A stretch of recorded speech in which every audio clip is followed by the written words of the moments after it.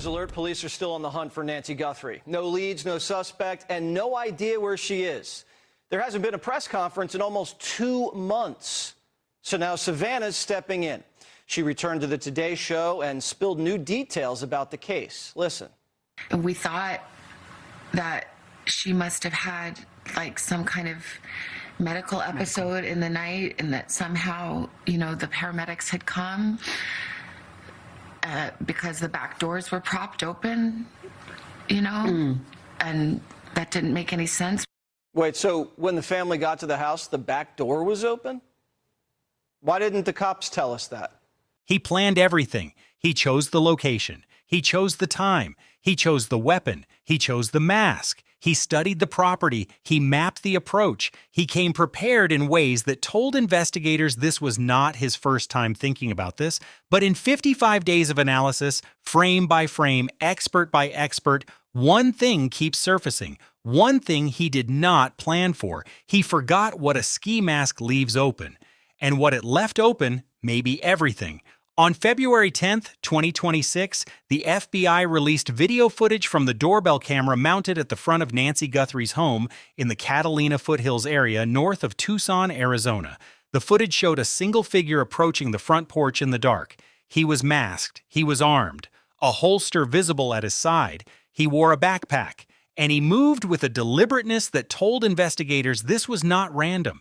This was not impulsive. This man had a plan, and he had executed it with what he believed was sufficient: concealment. The footage was distributed globally within hours of its release. Cable news played it on a continuous loop. Social media shared it millions of times across every major platform. Every outlet of significance in the country published the stills alongside urgent appeals for the public's help.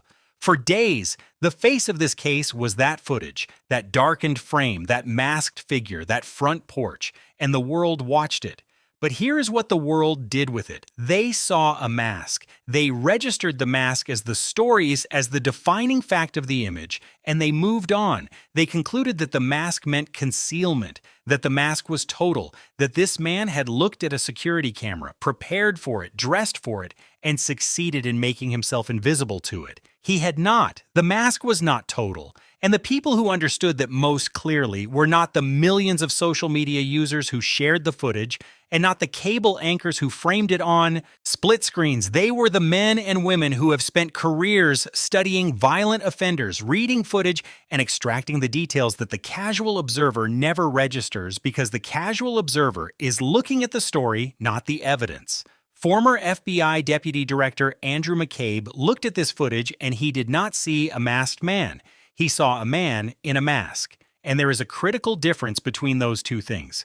A mask is not a blank surface. A ski mask, specifically, is a garment with structural necessity built into it. It has openings for the eyes because without them the wearer cannot see. It has an opening at the mouth because without it the wearer cannot breathe with any comfort or maintain sustained physical effort. And through those openings, those necessary, unavoidable openings, McCabe identified something that the casual viewer had scrolled past without registering: facial hair. A dark mustache, visible through the gap at the mouth of the mask. Not suggested, not implied, visible, clearly present, clearly individual. McCabe's assessment of what this means was deliberate and precise. He did not claim the mustache alone would crack the case open. He did not suggest that a single feature, isolated, was sufficient for identification. He said something more carefully calibrated than that, and more important than a dramatic claim would have been. He said that individually, those kinds of details do not mean much, but combined, layered together, read as a composite rather than as separate fragments, they could trigger someone's memory. That phrase deserves more attention than it typically receives in the coverage of this case. Trigger someone's memory. McCabe was not describing a system. He was not describing a database search or a biometric algorithm or a tip generated by a stranger who happened to see a poster. He was describing a person. Someone in this man's life, someone who has seen this face without the mask, who knows. Those eyes in the context of ordinary interaction, who recognizes that mustache because they have seen it across a table or in a hallway or on a job site. Someone for whom watching this footage would not produce uncertainty, it would produce recognition. The question is whether that person has acted on what they recognized. FBI profiler Jim Clemente brought a different lens to the same footage. Clemente is not an analyst in the general sense. He spent decades inside the FBI's Behavioral Analysis Unit, the division responsible for profiling the country's most dangerous offenders, for reading crime scenes and suspects with a specificity that goes beyond what most investigators are trained to reach. When Clemente reviewed the porch footage, he did not offer a general impression. He itemized. He said the suspect's eyes were exposed, his eyebrows were exposed, his eyelashes were exposed, and some of his mustache hair, visible through the mouth opening of the ski mask, was exposed. He identified these not as unavoidable limitations of the garment, but as failures, specific, innumerable, individually meaningful failures, features the suspect had left on camera because a ski mask cannot cover everything. And because this particular suspect, for whatever reason, had not taken additional steps to address what the mask left visible. Clemente called these exposures mistakes, real ones, not technical oversights in the academic sense. Real-world errors that a man planning a crime of this scale and this deliberateness should have anticipated and addressed. He did not address them, and those mistakes are now in the permanent record of this investigation, captured in still frames published by the FBI and available to anyone on the planet with an internet connection. This is the foundational argument of everything you are about to hear. Not a single explosive image, not one magic moment of forensic clarity that resolves the case in an afternoon. What has accumulated over 55 days is something more durable than that. It is a layered expert consensus built frame by frame, analysis by analysis, each examination of the same footage, extracting a feature the previous observer had not named clearly enough. And together those features form a portrait. Start with the eyes, deep set, visible through the mask openings with a clarity that the resolution of the footage supports. They are not obscured by shadow in every frame. They are not rendered ambiguous by the angle of approach. In the frames where the suspect faces the camera, faces it directly, in the moments before he appears to interact with the doorbell, the eyes are there, on camera, on record, captured in images that the FBI itself selected, published, and distributed as part of an active appeal for public assistance. The eyes of the man who walked up to Nancy Guthrie's front door are in the public domain. They have been for 6 weeks. Anyone who has looked at the FBI's bulletin has looked into those eyes, moved to the eyebrows, visible above the mask line without ambiguity in the released stills. Clemente flagged these directly in his analysis, identifying them as one of the features the suspect had failed to conceal. And the significance of eyebrows as an identifier extends beyond what any single expert in this case has stated. Forensic analysts have long understood eyebrows to be among the most persistent and individually specific markers on a human face. They carry shape, thickness, arch, and spacing characteristics that are both genetically determined and highly resistant to casual alteration. A person can shave their eyebrows, but a person planning to commit a crime at a residential property in the middle of the night, while masked, is unlikely to have prepared at that level of detail. The eyebrows of the man standing on that porch are visible, specific, and on film. They are part of his record now, regardless of whether he ever consented to that. Fact, move to the mustache. And here, there is no room for editorial inference at all, because the FBI removed that possibility when they published their official description. The Bureau's own bulletin, the document produced by the agency conducting the federal investigation into Nancy Guthrie's disappearance, confirmed the presence of a mustache on the suspect. It is not an interpretation. It is not one analyst's read of ambiguous footage. It is in the official record. A dark mustache visible through the mouth opening of the ski mask, confirmed by the FBI as a physical characteristic of the person they are looking for.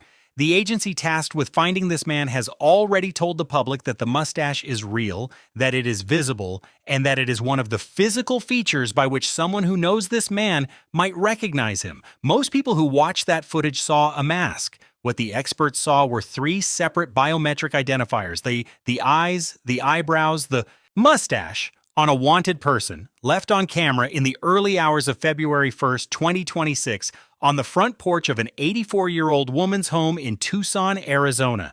And before this story continues, if you are finding this investigation as important as we do, take a moment right now and like this video, subscribe to this channel, and share it with someone you care about. Because the more people who see this footage analyzed, the more likely it is that someone watching recognizes those eyes.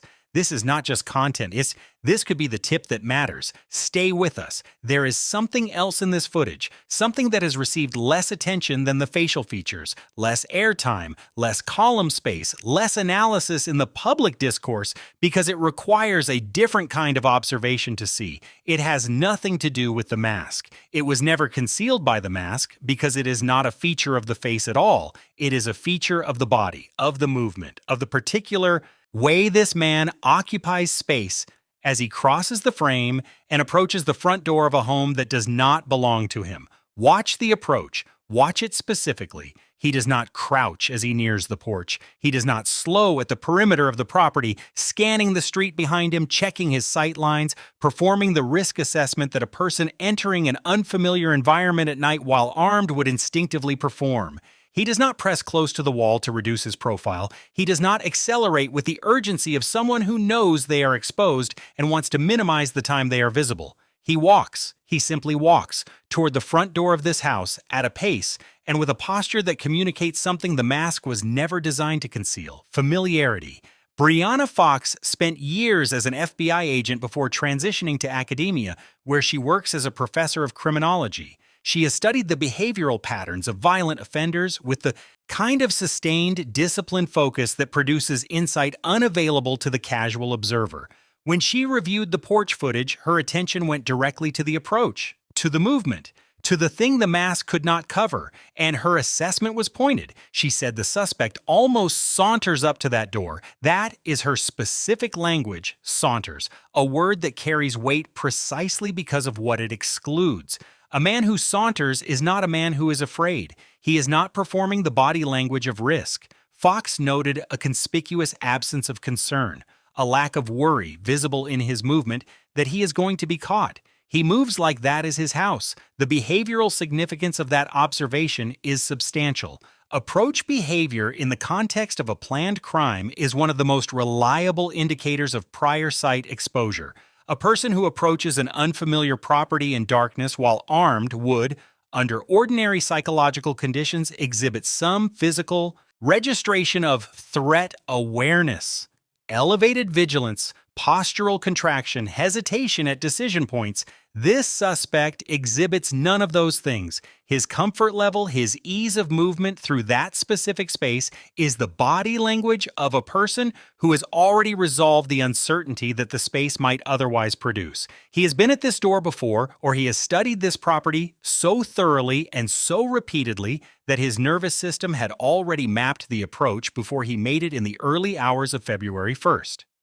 Either scenario carries the same investigative implication. This man did not arrive at Nancy Guthrie's home for the first time that morning, and someone who has watched him move through ordinary life has already seen that walk in a neighborhood, a workplace, a social setting, and may have felt watching this footage something they did not yet have a name for. Now look at these two images side by side. In the first, the suspect is present at the Guthrie property with his full operational kit: the mask, the holstered weapon, and the black Ozark Trail 25-liter backpack that the FBI identified specifically in its official bulletin, noting the brand and the volume capacity as details that could assist identification. In the second image, also released by the FBI as part of the same investigation, the suspect is present at the property without the backpack. He is masked. He is there. The approach is visible, but the pack is absent. A source speaking to CNN confirmed that this second image appears to have originated on a different date than February 1st. The date suggested by that source is January 11th, 3 weeks before Nancy Guthrie disappeared from her home. Sit with that for a moment, because if that sourcing is accurate, if the FBI is working with imagery of this man on 2 separate visits to this property, then the architecture of this crime changes entirely. The visit on January 11th would represent reconnaissance, an advanced trip made without the backpack because the backpack was not needed, because the purpose of that visit was not to act, it was to prepare, to assess the camera placement, to time the approach, to map the property, to determine what would be needed and what adjustments would have to be made before the operational visit 3 weeks later. This was not a crime of opportunity that happened to be captured on camera. If the two-date theory holds, this was a rehearsed operation with a deliberate planning phase, executed by someone who identified a target, assessed the terrain, and returned when he was ready. The Pima County Sheriff's Department took a firm public position against this interpretation. Their statement was direct. Any suggestion that the photographs were taken on different days is purely speculative, and there is no date or timestamp visible in the imagery. That is a factual statement. It cannot be dismissed. There is no timestamp. The two-date theory cannot be independently confirmed from the images alone by anyone outside the investigation who has access to the technical metadata. But then Sheriff Nanos himself spoke on March 23rd in an interview with KOLD Television, and his statement added a layer that the department's official position had not included. He said, "We do believe that something occurred on January 11th, and that's with the FBI's analysis of the equipment and digital stuff they've done." He followed that with a deliberate hedge. There's nothing there critical that we can say positively that this individual with or without the backpack was at that house on January 11th. These are two statements from the same person in the same interview. They do not cancel each other out. What they describe is a sheriff who believes something happened on January 11th, who attributes that belief to FBI technical analysis of the equipment, and who simultaneously declines to make a positive identification of the individual in Emmaus. The imagery from that date, that is not a denial of the two-date theory. It is a careful, legally informed navigation of what can and cannot be stated publicly in an active federal investigation. The analytical value of two images from two separate dates, if the theory holds, is significant. Investigators working with footage of the same individual across two visits can compare the visible features, the eyes, the brows, the mustache, at different proximities and under different conditions. They can compare body language across visits, looking for consistencies in gait and posture that sharpen the behavioral profile. They can examine what changed between visits, the addition of the backpack, any differences in clothing, any variation in approach angle, as indicators of preparation and intent. Every comparison is a data point. Every data point is a narrowing of the field. This man believed that one masked visit made him invisible. He may have given the FBI two. Now, us where you are watching from, drop your location in the comments below. We have viewers following this case from across the country and around the world, and we want to know where the reach of this story is going. Drop your location right now. And then there is the detailed official statement has been made about it. No bureau has commented on whether investigators are aware of it or have analyzed it at the forensic level. It is not evidence in any confirmable sense of that word, but it is a question, a specific frame-level question that 55 days of global attention have not produced an official answer to. If there is movement in that frame behind this man, then the assumption that this was a lone actor operation requires re-examination, and everything the investigation has constructed around the profile of a single suspect may need to account for a second presence that has been sitting in publicly available footage since February 10th. The footage that the world has watched millions of times may still contain information that no one has fully extracted. 55 days of expert analysis, millions of views, a former deputy director of the FBI, a profiler from the Behavioral Analysis Unit, a criminologist and former agent who focused on movement and body language, analyst after analyst adding their specific lens to the same footage, extracting the same conclusion through different methodologies. The mask was not enough. And through all of it, through every careful, measured, professionally hedged assessment, one statement stands above the rest. Not because it is the most technically detailed, not because it comes with the most elaborate credential. It stands above the rest because of its directness, because of the confidence it communicates, because it does not hedge. Because Maureen Coffin-Daffer, retired FBI special agent, veteran of violent crime investigation, looked at this footage and did not say he might be identifiable. She said he is very identifiable. Not possibly, not under the right conditions, not to someone with forensic training, very identifiable. She used that word as an intensifier, not a qualifier. She listed the reasons with specificity: the eyebrows, the mustache, the way he attires himself, his clothing choices, the particular combination of garments and gear he selected for this operation. And then she named something that changed the character of the statement entirely, something that had been sitting in the footage, visible to anyone who looked closely enough, and that most commentators had not named before Kidnapper did: a pinky ring. A ring worn on the pinky finger, visible in the footage. Kidnapper identified it. She incorporated it into her assessment of why this man is very identifiable as one of the physical details that, combined with the facial features and the behavioral profile, makes him recognizable to someone who knows him. And when this detail reached Sheriff Chris Nanos, when he heard Kidnapper name it on air, his response was not skepticism. His response was not dismissal or a prepared statement about unverified claims. He said, "Live on camera, I see it. I'm going to give that to my team. They'll look at that." Active interest, real-time, on-air active interest from the lead law enforcement official on this case. That is the current status of the pinky ring. It has not been confirmed by the FBI. It is not in any official bulletin, but the sheriff of Pima County saw it, acknowledged it, and said he would have his team examine it further. Think about what that detail means as an identifier and separate from everything else, evaluated on its own terms. The eyes are genetics. The eyebrows are genetics. The mustache is a grooming choice that can be grown or removed. But a pinky ring is a decision. It is an object a person selects, purchases, and wears consistently, habitually, as part of how they present themselves in the world. And someone who knows this man does not just recognize his eyes, they recognize his ring. They have sat across from him at a table and noticed it. They have shaken his hand and felt it. If a person who knows this suspect sees Kidnapper name the pinky ring on television and watches the footage again, specifically looking for it, and sees it, that convergence of recognition may be exactly the moment McCabe was describing when he said combined details could trigger someone's memory.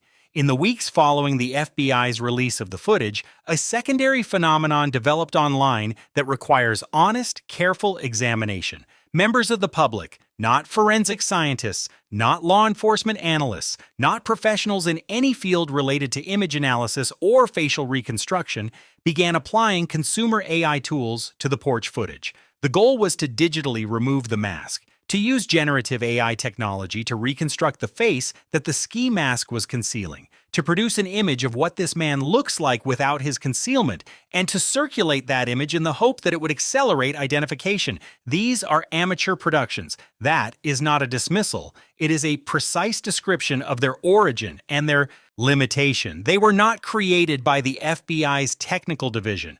They were not created by a forensic imaging laboratory operating under evidentiary standards. They were not endorsed, referenced, or validated by any law enforcement agency involved in this investigation. The process of using consumer AI to remove a mask from low-resolution nighttime surveillance footage does not produce a forensic reconstruction. It produces a plausible approximation, a generated image that is consistent with the available data, but not bound by the kind of rigorous constraint that would make it reliable as an identification tool.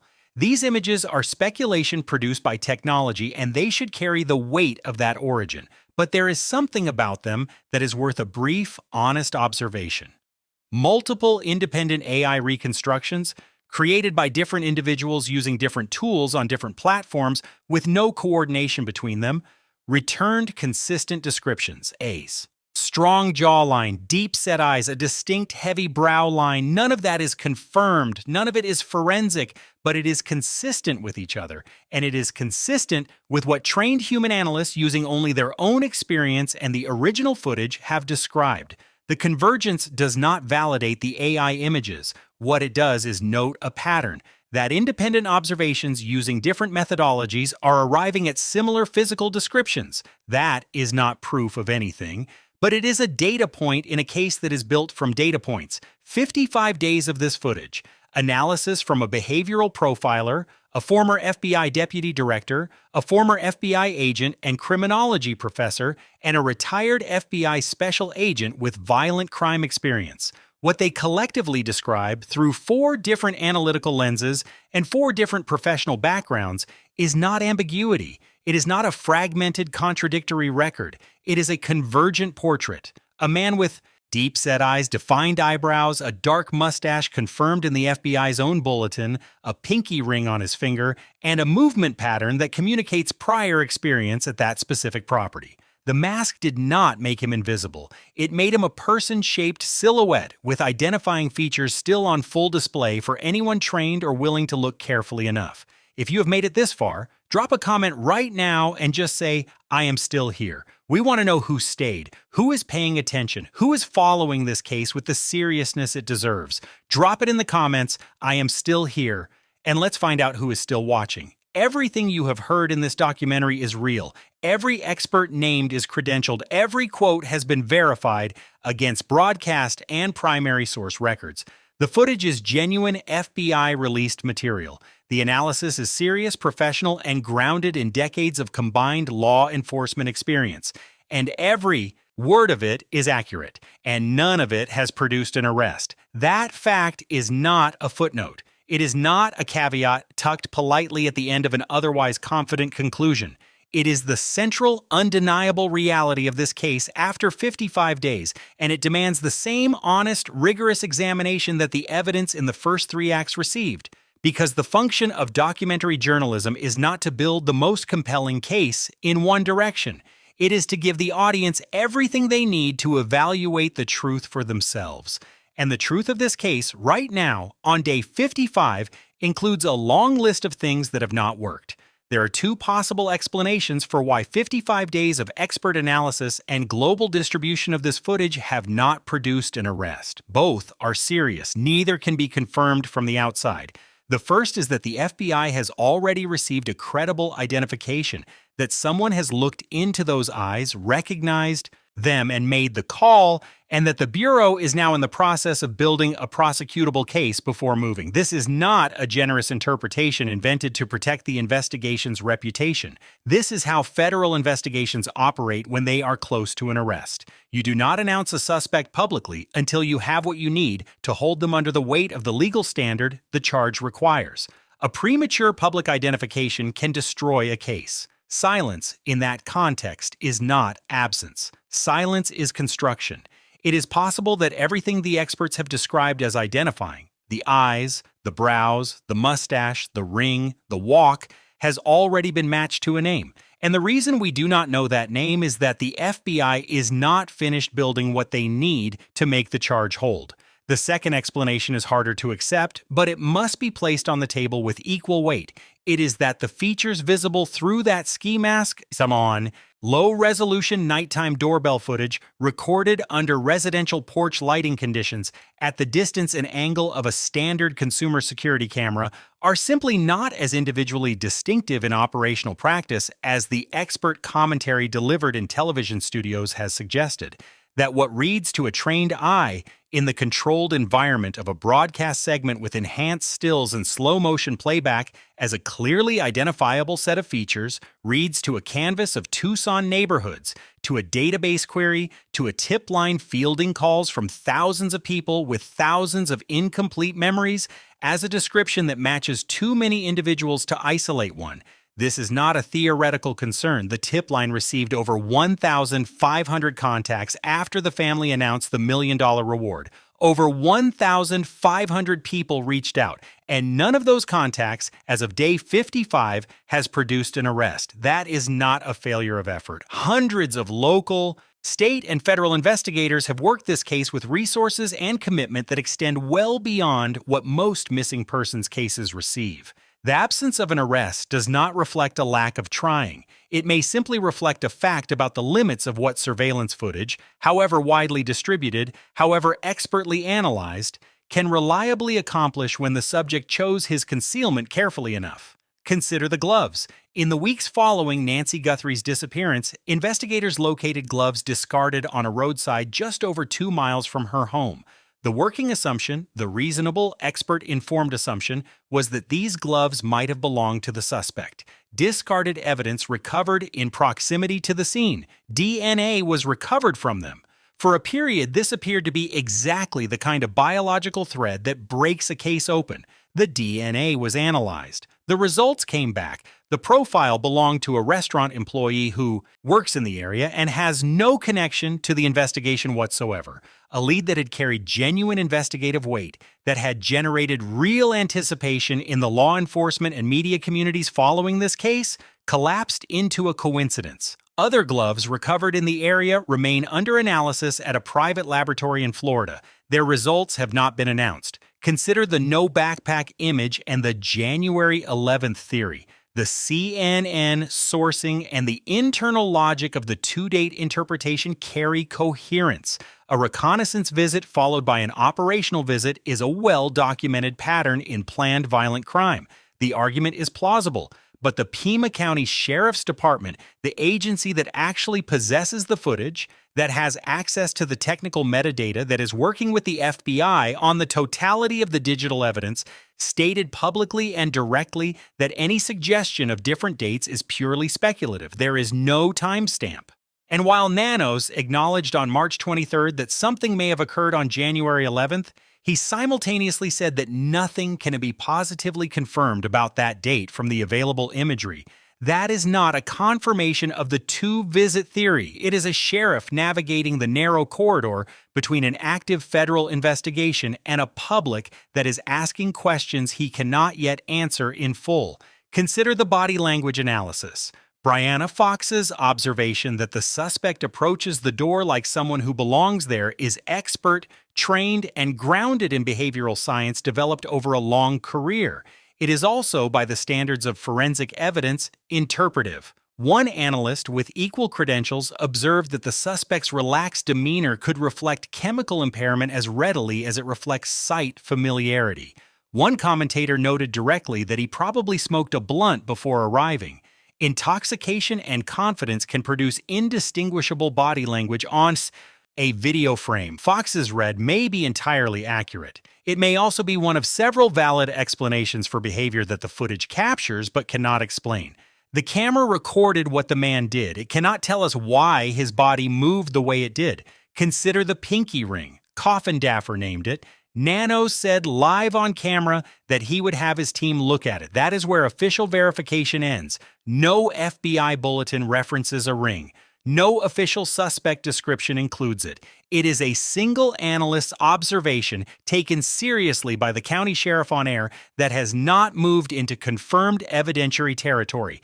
The ring may be exactly what Kidnapper says it is, a highly specific identifier that narrows the field dramatically for someone who knows this man. Or it may be a reflection artifact, a shadow, a detail of the garment rather than a piece of jewelry. Without FBI confirmation, both remain possible. And consider the eyes themselves, the feature this entire documentary is constructed around.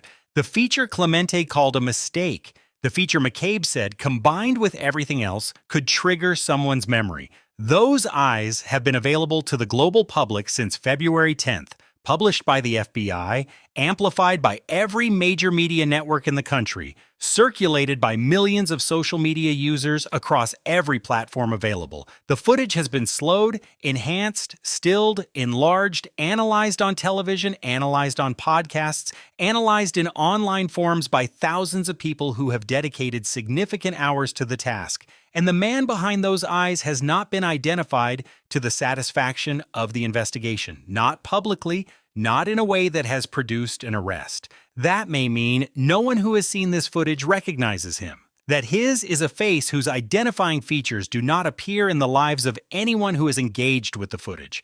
It may mean someone recognizes him and has not yet come forward for reasons that range from fear to uncertainty to a reluctance to believe what they think they saw. It may mean someone has already come forward and the FBI is working with what they provided. Only one of those scenarios ends with a man in custody. And as of this production, none of them has. The evidence in this case is real. The expert analysis is serious. The uncertainty is equally real. Nancy Guthrie is still missing. The man who stood on her porch has not been found. Those facts matter as much as every expert quote in this documentary. They exist at the same time.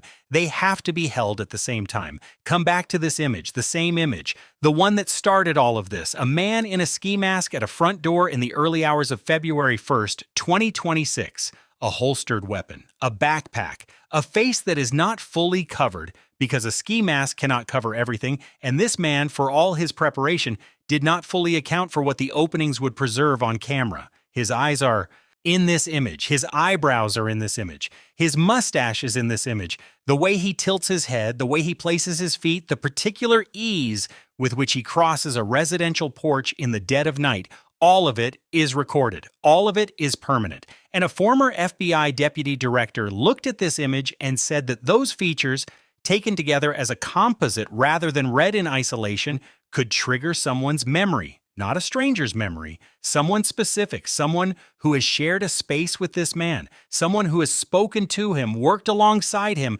passed him in a corridor, sat near him at a table, someone for whom the walk in this footage, the eyes in this footage, the mustache confirmed in this footage by the FBI's own bulletin, for whom those things would not produce a slow recognition but an immediate one. The kind of recognition that happens before conscious thought can form, the kind that arrives as a feeling in the stomach before it becomes a name on the tongue. That person has almost certainly watched this footage. The question that has now gone unanswered for 55 days is whether they made the call. Nancy Guthrie is 84 years old. She was taken from her home in her pajamas, without her shoes, without her medication. She had spent the evening before her disappearance at her daughter Annie's home, having dinner with family. She was reported missing the next morning when she did not appear for a virtual church service, the kind of absence that only registers as an alarm in the life of someone who keeps commitments, someone whose word is her pattern. Her daughter Savannah went on national television on the program she has given decades of her professional life to and said what no child should have to say publicly about a parent. She needs to come home now. She said her family is in agony, that they cannot grieve because grieving would require an ending, and they do not have one. They have only the absence. The daily, unresolved, unanswered absence of a woman who was there and then was not. The investigation is in its 8th week. The FBI has scaled back its operational presence in Tucson and relocated its command post to Phoenix. The safe recovery, or to the arrest and conviction of anyone involved in her disappearance, stands at over $1 million. $1 million for a phone call. $1 million for the name you may already have. $1 million for the thing that a person watching this right now might already know, if they are the person who knows it. Look at the image one more time. The eyes, the eyebrows, a mustache, the ring on the finger, the walk across the porch. If any single frame of this footage produced something in you, a pull, a recognition, a name that surfaced before you could push it back down. You are the person Andrew McCabe was describing when he said those details could trigger someone's memory. The FBI built a tip line for that moment. The Guthrie family built a reward for that moment. That moment may be right now for someone watching this. Make the call. And to everyone who has stayed with this story through every frame of evidence and every moment of counter evidence and every hard, unresolved fact of what 55 days without an answer looks like, there is something else this case asks us to consider. Nancy Guthrie was not taken from a place associated with risk. She was not taken from an unfamiliar location or a public space or a situation that carried visible warning signs. She was taken from her home, from the place that a person is supposed to be safest, from the ground where you put down your keys and take off your shoes and stop performing the vigilance that the outside world requires. That is where this happened. Which means the lesson this case carries is not about what you do when you are out in the world. It is about what is happening at your front door while you sleep. This case is not over. Nancy Guthrie has not been found. The man on that porch has not been named, but the evidence is preserved. The tip lines are open. The eyes in that footage are specific to one human being. And somewhere in Tucson, or somewhere watching this right now, is a person who already knows who is behind that mask. If you have been following this story with us and you want to be part of the community that refuses to let cases like this one go quiet, that refuses to let the news cycle determine which missing people still matter, then join our YouTube membership today. Your support is what makes this level of production possible. It is what allows us to build hour-long documentary investigations, hire researchers, verify every claim, and keep coming back to cases like this one week after week. Every member keeps a story alive. Every member sends a signal that this work matters and should continue. If this story moved you, If these 55 days have meant something to you by the time you reach this moment, the membership button is there. We would be honored to have you with us. 55 days, over $1 million, a pair of eyes behind a mask on a porch in Tucson, Arizona, and a family that is still waiting. Someone knows.